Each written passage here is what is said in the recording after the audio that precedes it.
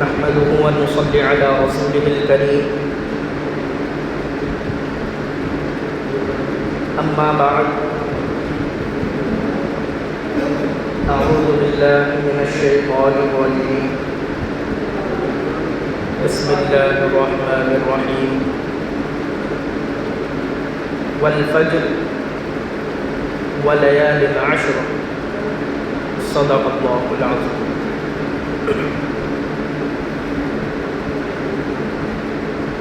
انسان کی عادت ہے کہ ایک کام میں لگ کر دوسرے کام اور دوسری باتوں کو وہ بھول جاتا ہے. مثال کے طور پر دنیاوی کام کاج میں لگ کر دنیاوی جھمیلوں میں پھنس کر اور دنیا کی ضرورتوں کو پورا کرتے کرتے کبھی بیوی کی ذمہ داری ہے، کبھی بچوں کے خواہشات ہیں، کبھی خود اپنے نفس کے خواہشات کو پورا کرنے میں انسان لگ کر اپنے اصل مقصد کو بھول جاتا ہے. دنیا میں ایسا مست ہوتا ہے اور دنیا کے کام کاج میں، دنیا کی رنگینی میں ایسا مصروف ہوتا ہے کہ انسان بھول جاتا ہے مجھے اس دنیا میں کیوں بھیجا گیا. اپنے مقصد اصلی کو آدمی بھول جاتا ہے کہ مجھے اللہ نے کیوں پیدا کیا اور مجھے اس دنیا میں کیوں بھیجا. اللہ تبارک و تعالی نے خود قرآن کریم میں بیان فرمایا 27ویں پارے میں وَمَا خَلَقْتُ الْجِنَّ وَالْإِنسَ إِلَّا لِيَعْبُدُونِ. ہم نے تو انسان اور جنات کو صرف اپنی عبادت کے لیے پیدا کیا. تو دنیا میں لگ کر انسان اللہ سے اور اللہ کی عبادتوں سے دور ہو جاتا ہے. ایسی غفلت اس کے دل پر طاری ہوتی ہے کہ اپنے اصل مقصد یعنی اللہ کی عبادت کو بھول بیٹھتا ہے. لیکن اللہ تبارک و تعالی اتنے کریم بادشاہ ہیں، اتنے رحیم ہیں کہ اللہ تعالی اس پر ہمیں سزا نہیں دیتے. ہمیں بھیجا اس لیے گیا تھا کہ ہم اللہ کی عبادت کریں. ہم اللہ کی عبادت سے غافل ہو گئے، اللہ کی عبادت نہیں کر رہے. ہونا یہ چاہیے تھا کہ اللہ تعالی ہمیں سزا دیتے، ہمیں عذاب دیتے. لیکن کتنا کریم آقا ہے ہمارا کہ اللہ تبارک و تعالی کی عبادت سے ہم دور ہوتے ہیں. اللہ تبارک و تعالی وقتاً فوقتاً موقع موقع پر ہمیں ایسی گھڑیاں نصیب فرماتے ہیں، ایسا وقت عطا فرماتے ہیں کہ جن میں اللہ تعالی نیک اعمال کا ثواب بڑھا دیتے ہیں. یعنی بندے کو لالچ دیتے ہیں کہ فلاں وقت میں تم عبادت کرو گے تو تمہارا عبادت کا ثواب بڑھ جائے گا، تمہیں فلاں ثواب ملے گا، تمہاری نیکیوں کا ثواب بڑھ جائے گا، تاکہ بندہ جو دنیا کی غفلت میں پھنس کر، دنیا کے کام کاج میں پھنس کر اللہ کی عبادت سے دور ہوا ہے، اللہ تعالی عذاب دینے کے بجائے بندے کو لالچ دیتے ہیں کہ اگر تم ہماری عبادت کرو گے تو ہم تمہاری عبادت کا ثواب بھی بڑھا دیں گے. مثال کے طور پر پورے سال میں اللہ تبارک و تعالی نے رمضان المبارک کا مہینہ عطا فرمایا. رمضان کا مہینہ ایسا ہے، بڑی مشہور روایت ہے، ایک فرض کا ثواب کئی گنا بڑھ جاتا ہے. 70 گنا بڑھ جاتا ہے یا 27 گنا بڑھ جاتا ہے، 700 گنا بڑھ جاتا ہے. رمضان کے مہینے میں اللہ تبارک و تعالی عبادتوں کا ثواب بڑھا دیتے ہیں تاکہ بندے ثواب بڑھنے کے لالچ میں زیادہ سے زیادہ اللہ کی عبادت کریں. اسی طریقے سے رمضان میں ایک رات عطا فرمائی لیلۃ القدر. قرآن کریم میں اللہ تبارک و تعالیٰ نے فرمایا یہ ایک رات 1000 مہینوں کی راتوں سے بہتر ہے. یعنی جو بندہ اس رات میں عبادت کرے گا 1000 مہینے کی راتوں میں عبادت کرنے کے سے بھی زیادہ اس کو ثواب عطا کیا جائے گا۔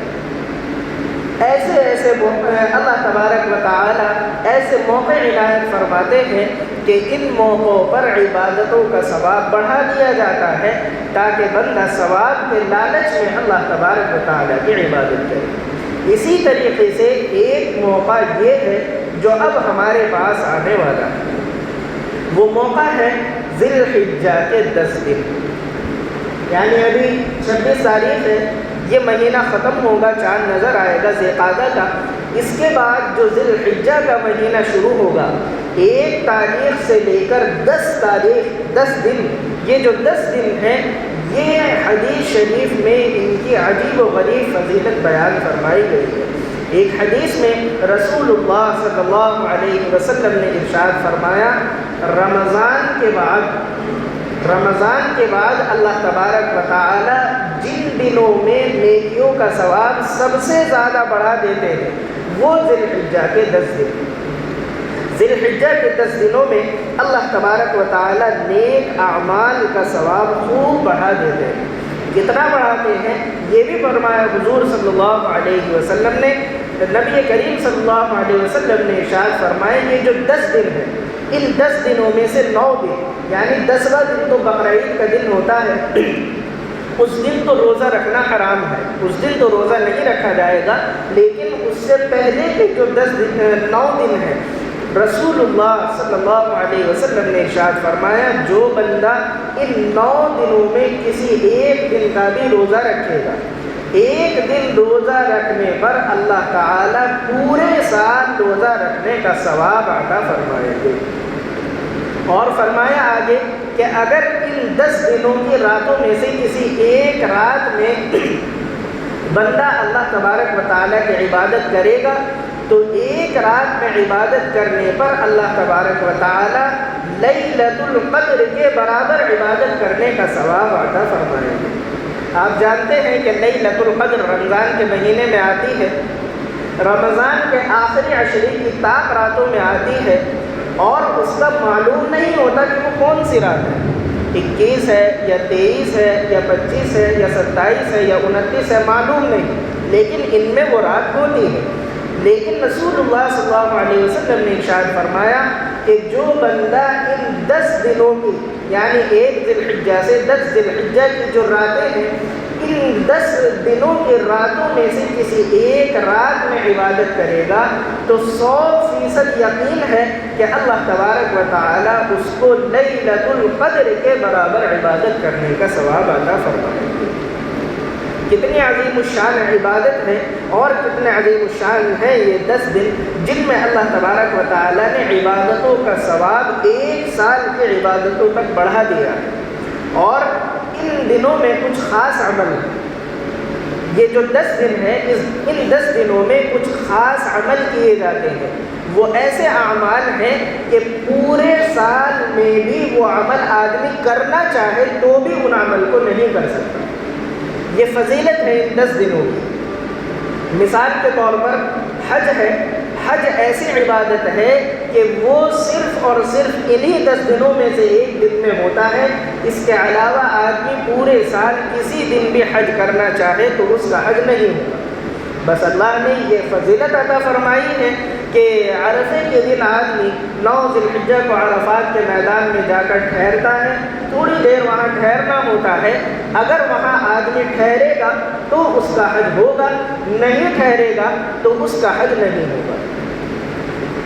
یہ مثال بار بار میں بیان کرتا ہوں کہ کوئی آدمی یہ کہے کہ 9 عرفے کے دن وہاں پر بہت زیادہ بھیڑ ہوتی ہے، تمام حاجی وہاں جمع ہوتے ہیں، تو اتنی بھیڑ میں وہاں جانا ہمارے بس کی بات نہیں، ہم کسی اور دن وہاں چلے جائیں گے۔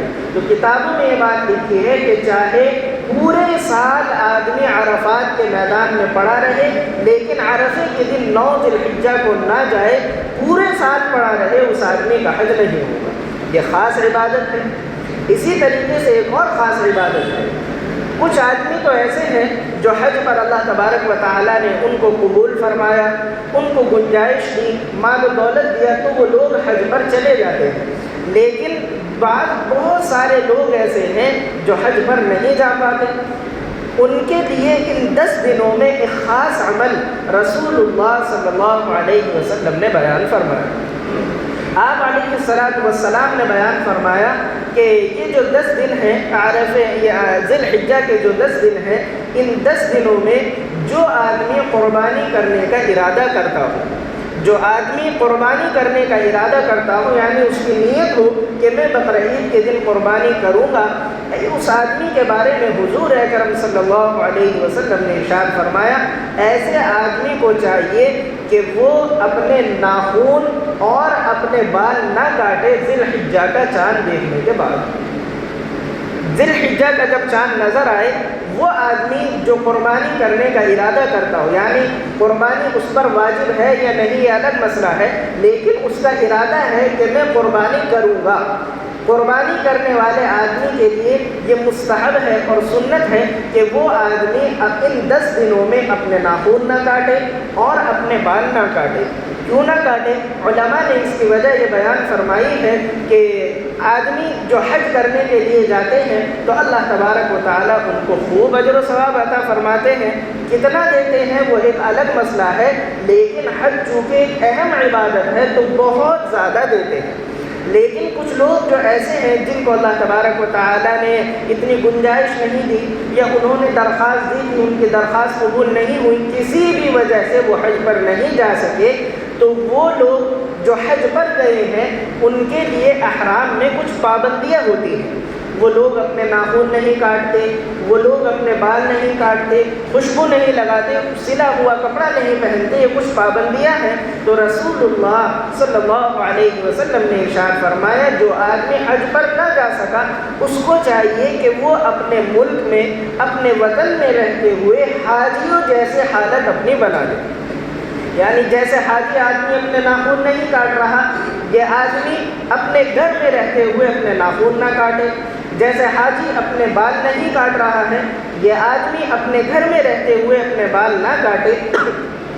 تو علماء نے لکھا ہے کہ جیسے حج پر جانے والے آدمی کو اللہ تبارک و تعالی ثواب عطا فرماتے ہیں، یہ آدمی جو کسی وجہ سے حج پر نہیں جا سکا لیکن وہ حاجیوں جیسے اپنی حالت، اپنی صورت، اپنی شکل بنا رہا ہے، تو اللہ تبارک و تعالی اپنے ملک، اپنے وطن میں رہتے ہوئے بھی اس بندے کو حج کرنے کا ثواب عطا فرماتے ہیں۔ یہ خاص عمل ہے ان 10 دنوں کا، جو آدمی قربانی کرنے کا ارادہ کرتا ہو ذی الحجہ کا، اور یہ عمل مستحب ہے، کوئی فرض اور واجب نہیں ہے۔ کرنا چاہے آدمی کر لے، نہ کرے تو گناہ نہیں ملے گا، کر لے تو اس کو ثواب ملے گا۔ وہ عمل ہے کہ آدمی ان 10 دنوں میں اپنے ناخن اور بال نہ کاٹے جو قربانی کرنے کا ارادہ کرتا ہو۔ جو آدمی قربانی کرنے کا ارادہ نہیں کرتا تو اس کے لیے یہ حکم نہیں ہے۔ بہرحال یہ ایسا عمل ہے کہ جو ان 10 دنوں میں خاص ہے۔ اسی طریقے سے قربانی کا عمل ہے۔ قربانی کا عمل ایسا عمل ہے کہ وہ ان 10 دنوں میں سے 10 ذی الحجہ کو کیا جاتا ہے، 10، 11 اور 12 ذی الحجہ کو کیا جاتا ہے۔ اس کے علاوہ پورے سال آدمی قربانی کرنا چاہے، قربانی کا ثواب اس کو نہیں ملے گا اور اس کی قربانی نہیں ہوگی۔ آدمی پورے سال میں بکرا کاٹ کر صدقہ کرنا چاہے، صدقے کا ثواب تو اس کو ملے گا، قربانی کا ثواب نہیں ملے گا۔ اور یہ نہیں کہا جائے گا کہ اس آدمی نے قربانی کی ہے، قربانی تو صرف 10، 11 اور 12 ذی الحجہ کو ہی کی جاتی ہے۔ اور حدیث شریف میں رسول اللہ صلی اللہ علیہ وسلم نے ارشاد فرمایا کہ اللہ تبارک و تعالیٰ کو اس 10 ذی الحجہ میں، یعنی جو بقرعید کا دن ہوتا ہے، اس بقرعید کے دن میں قربانی سے زیادہ کوئی عمل بھی اللہ کو پسند نہیں ہے۔ یعنی اس 10 ذی الحجہ کو بقرعید کے دن آدمی نماز بھی پڑھتا ہے، دوسرے کام بھی کرتا ہے، خیر خیرات بھی کرتا ہے، وہ سب ٹھیک ہے، لیکن اللہ تبارک و تعالیٰ کو بقرعید کے دن میں سب سے زیادہ جو عمل پسند ہے وہ قربانی کا عمل ہے۔ صحابہ کرام رضی اللہ عنہم اجمعین نے پوچھا، اللہ کے رسول یہ قربانی کیا ہے جو ہم قربانی کرتے ہیں، یہ کیا ہے؟ آپ علیہ السلام نے ارشاد فرمایا، یہ تمہارے ابا جان ابراہیم علیہ السلام کی سنت ہے۔ صحابہ نے عرض کیا اللہ کے رسول اگر ہم قربانی کریں گے تو ہمیں کیا ملے گا؟ رسول اللہ صلی اللہ علیہ وسلم نے ارشاد فرمایا کہ جو بندہ قربانی کرے گا، قربانی کرنے والے جانور کے جسم پر جتنے بال ہوں گے ہر بال کے بدلے میں اس بندے کو ایک نیکی عطا کی جائے گی۔ یہ فضیلت ہے قربانی کرنے کی۔ اور نبی کریم صلی اللہ علیہ وسلم نے ایک حدیث میں ارشاد فرمایا آدمی کو کہیں دور سفر پر جانا ہو تو وہ سواری کا انتظام کرتا ہے۔ حضور صلی اللہ علیہ وسلم نے ارشاد فرمایا جو بندہ اخلاص کے ساتھ صاف دل کے ساتھ قربانی کرتا ہے تو کل قیامت کے دن اللہ تبارک و تعالی اس قربانی کے جانور کو سواری کے طور پر اس بندے کو عطا فرمائیں گے اور اس قربانی کے جانور کے اوپر بیٹھ کر وہ بندہ جنت کی طرف جائے گا۔ یعنی یہ قربانی سواری کا کام کرے گی۔ ایک حدیث میں حضور صلی اللہ علیہ وسلم نے ارشاد فرمایا، بڑی عجیب و غریب حدیث ہے، آپ کو سن کر بھی مزہ آئے گا۔ حدیث میں رسول اللہ صلی اللہ علیہ وسلم نے ارشاد فرمایا کہ اللہ تبارک و تعالی قیامت کے دن قربانی کے جانور کا گوشت تولیں گے، قربانی کے جانور کی کھال تولیں گے، اس کی ہڈیاں تولیں گے اور وہ نیکیوں میں شمار کی جائیں گی۔ یہ عجیب بات نہیں ہے، عجیب بات یہ ہے کہ حضور صلی اللہ علیہ وسلم نے ارشاد فرمایا کہ قربانی کے جانور کا گوشت بھی تولا جائے گا، خون بھی تولا جائے گا، کھال بھی تولی جائے گی، ہڈیاں بھی تولی جائیں گی، یہاں تک کہ اس کا پاخانہ اور پیشاب بھی نامہ اعمال میں تولا جائے گا، اور پاخانے اور پیشاب کے بدلے میں بھی انسان کو نیکیاں عطا کی جائیں گی۔ اور فرمایا کہ ایک مینگنی، جو مینگنی ہوتی ہے، ایک مینگنی کو جب وزن میں تولا جائے گا تو ایک مینگنی کا وزن احد پہاڑ کے وزن سے بھی زیادہ ہوگا۔ قربانی کے جانور کی ایسی فضیلت حضور صلی اللہ علیہ وسلم نے ارشاد فرمائی۔ اور یہ قربانی کی فضیلتیں ہیں، جو بندہ قربانی کرتا ہے اس کو یہ فضیلتیں عطا ہوتی ہیں، اور جو قربانی نہیں کرتا تو اس کا انجام بھی حدیث میں بیان کیا گیا۔ اگر ہم کسی سے ناراض ہوں تو اسے کیا کہتے ہیں؟ اگر ہم کسی سے ناراض ہوتے ہیں تو اس کو کہتے ہیں کہ ہمیں اپنی شکل مت دکھانا اور ہمارے گھر میں قدم مت رکھ لینا۔ جب کسی سے ناراض ہوتا ہے بندہ تو اس طرح کی باتیں کرتا ہے کہ ہمیں اپنی شکل بھی مت دکھانا اور ہمارے گھر میں قدم مت رکھ لینا۔ اسی طریقے سے رسول اللہ صلی اللہ علیہ وسلم نے ارشاد فرمایا کہ جو آدمی جس پر قربانی واجب ہو اور اس کے پاس مال و دولت ہے، قربانی کرنے کی طاقت اور استطاعت رکھتا ہے، طاقت ہونے کے باوجود بھی قربانی نہیں کرتا، حضور صلی اللہ علیہ وسلم نے فرمایا جو آدمی طاقت ہونے کے باوجود بھی قربانی نہیں کرتا وہ بندہ ہماری عیدگاہوں کے قریب بھی نہ آئے۔ یعنی جیسے ہم کہتے ہیں نا کہ ہمارے گھر میں داخل نہ ہونا، اسی طریقے سے حضور صلی اللہ علیہ وسلم نے ناراضگی کے طور پر ارشاد فرمایا کہ ایک انسان پر قربانی واجب ہے، وہ کر سکتا ہے پھر بھی نہیں کر رہا، فرمایا کہ وہ ہمارے قریب بھی نہ آئے، ہم سے دور رہے۔ تو یہ قربانی بڑے عظیم الشان عبادت ہے، اور میں نے بتایا کہ صرف ان 3 دنوں میں ہی قربانی کی جا سکتی ہے، اس کے علاوہ پورے سال میں قربانی نہیں کی جا سکتی۔